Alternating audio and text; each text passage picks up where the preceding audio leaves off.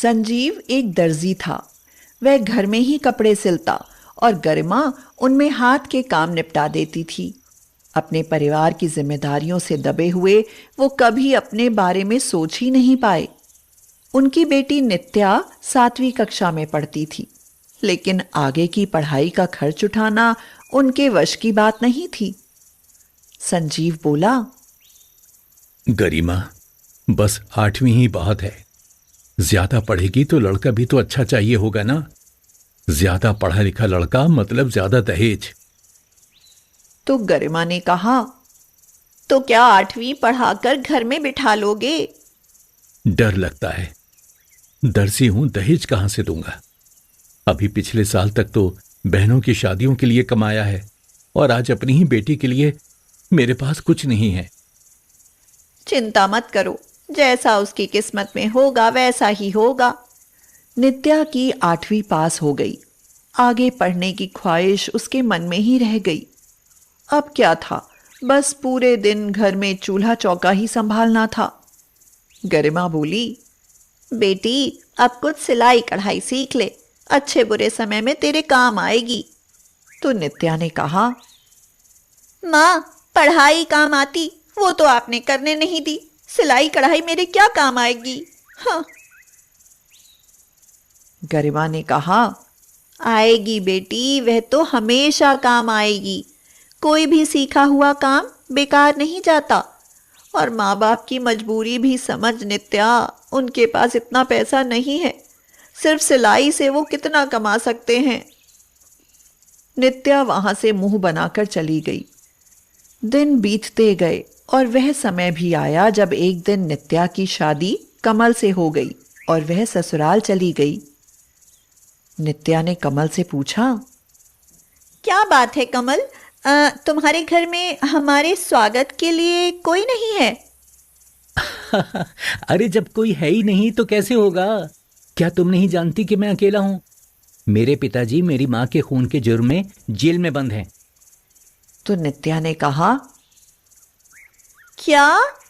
मैंने सुना था इकलौते बेटे हो, लेकिन कोई भी नहीं है ये नहीं जानती थी। कमल बोला, अच्छा अंदर आ जाओ, तुम्हें अपना स्वागत खुद ही करना पड़ेगा। नित्या की शादी किसी ने इकलौता बेटा बनाकर कमल से करा दी। घर में चारों तरफ सामान बिखरा था, जैसे यहां बरसों से कोई रहता ही ना हो। नित्या बोली, ये सारा घर अस्त व्यस्त पड़ा हुआ है। हाय कितनी गंदगी है। तो कमल ने कहा, अब तुम आ गई हो ना, अब अपना घर अपने हिसाब से सजा लो। कुछ दिन बाद पता चला कि वह घर भी किराए का था। और हद तो तब हुई जब एक दिन कमल शराब पीकर आया। नित्या एकदम से टूट गई और बोली, मेरी जिंदगी के साथ तुमने इतना बड़ा खिलवाड़ क्यों किया? तुम अकेले हो, शराब भी पीते हो, ये घर भी किराए का है, फिर तुम्हारे पास है क्या कमल?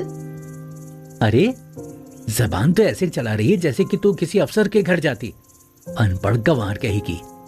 है तो एक दर्जी की 8वीं पास बेटी ही ना। अरे शुक्र मना कि तुझे मैं मिला, वरना किसी गांव में घास काट रही होती। कमल की सच्चाई खुल चुकी थी। अब वह रोज शराब पीकर नित्या के साथ मारपीट करता। नित्या ने एक बेटी को जन्म दिया जिसका नाम खुशी रखा। बहुत समय बाद वह अपने मायके गई और गरिमा के गले लगकर खूब रोई। गरिमा बोली, इतना क्यों रो रही है? हमें बता तो सही कि क्या हुआ? तो नित्या ने दुखी होकर कहा,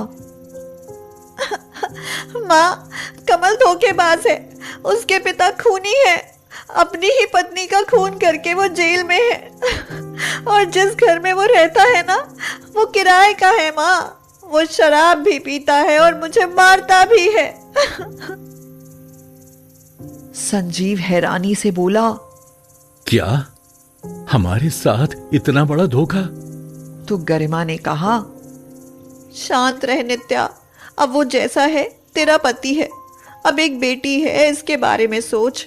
शायद तेरे भाग्य में ऐसा ही लिखा था। अपनी मां की बातें सुनकर नित्या बहुत निराश हुई और वापस कमल के पास आ गई। नित्या बोली, सुनो, मुझे कुछ पैसे चाहिए। खुशी के पास सर्दियों के कपड़े नहीं हैं। तो कमल ने कहा, अरे मैंने तेरा या तेरी बेटी का ठेका नहीं दे रखा। नहीं है मेरे पास पैसे, समझी? ठंड में मरती है तो मरने दे। वे हमारी बेटी है कमल, तुम ऐसे कैसे बोल सकते हो? चुप कर, आराम से रहना है तो रह, वरना निकल जा यहां से। नित्या रोने लगी और अपनी माँ की बातें याद करने लगी। माँ हमेशा कहती थी कि सिलाई कढ़ाई सीख ले, तेरे अच्छे बुरे वक्त में काम आएगी। उसे याद आया,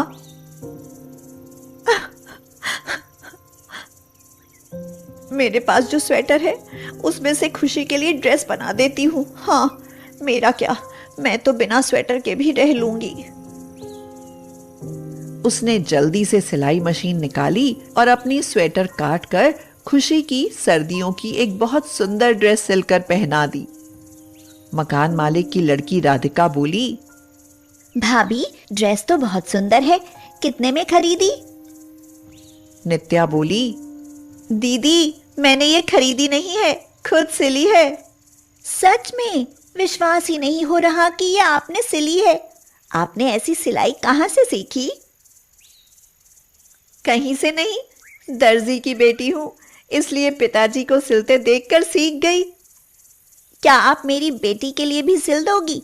मैं आपको पैसे दूंगी। हाँ हाँ, मैं सिल दूंगी।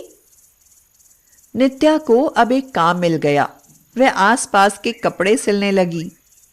कमल बोला, अरे वाह, तू तो घर बैठे कमाई करने लगी है। ला दे, कितने पैसे हैं तेरे पास? तो नित्या ने कहा, मेरे पास पैसे नहीं हैं। देती है या नहीं? नहीं दूंगी। कमल ने उसके बाल खींचते हुए कहा, नहीं है तो उठा ये मशीन और निकल यहां से।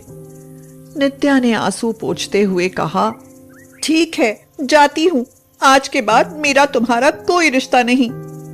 नित्या अपनी मशीन और कुछ कपड़े लेकर खुशी के साथ घर से निकल गई और सोचने लगी, हे भगवान, कहाँ जाऊं?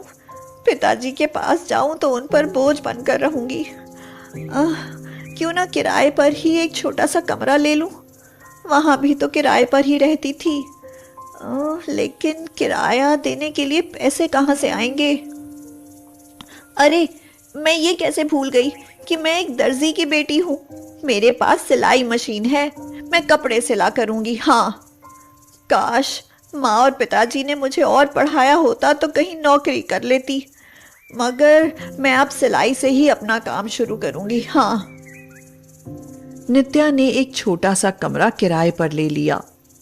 वह मकान मालकिन से बोली, दीदी, अभी मेरे पास किराए के पैसे नहीं हैं।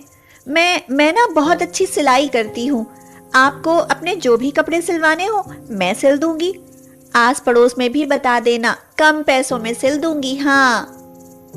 मकान मालकिन ने कहा, कोई बात नहीं, मेरे पास सिलवाने के लिए कुछ कपड़े रखे हैं, इन्हें सिल देना। तुम इतने पैसे किराए में कम कर देना। नित्या ने उसके कपड़े सिले। मकान मालकिन बहुत खुश हुई और बोली, अरे वाह, तुम तो बहुत अच्छी सिलाई करती हो। क्या तुम मेरी बेटी को अपने जैसी सिलाई सिखा दोगी? जरूर दीदी, बल्कि मैं तो कहती हूँ कि आपके पड़ोस में जितनी भी लड़कियां हैं, मैं सबको सिलाई सिखा दूंगी। नित्या के पास सिलाई के लिए बहुत सारे कपड़े आने लगे। वह दिन रात सिलाई करती रहती। जब काम ज्यादा होता तो खुशी को उसकी नानी के पास छोड़ आती, और अब तो उसके पास काफी सारी लड़कियां सिलाई सीखने भी आने लगी।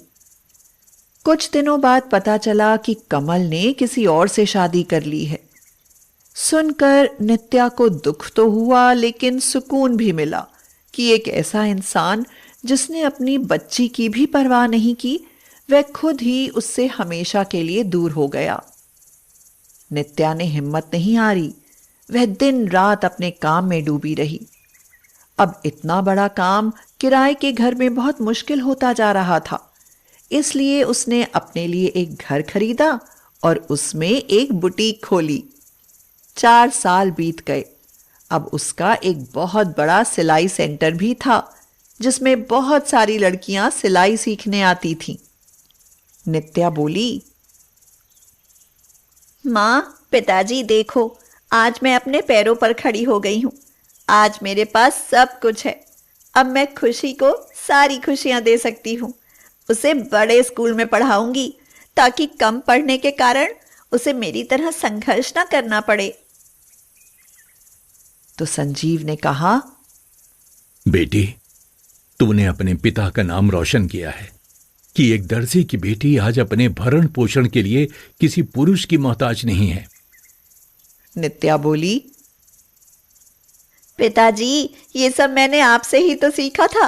अगर आप दर्जी ना होते तो मैं कहां से सीखती। मुझे आप पर गर्व है कि आप दर्जी हो। और मुझे भी तुझ पर गर्व है कि तू मेरी बेटी है।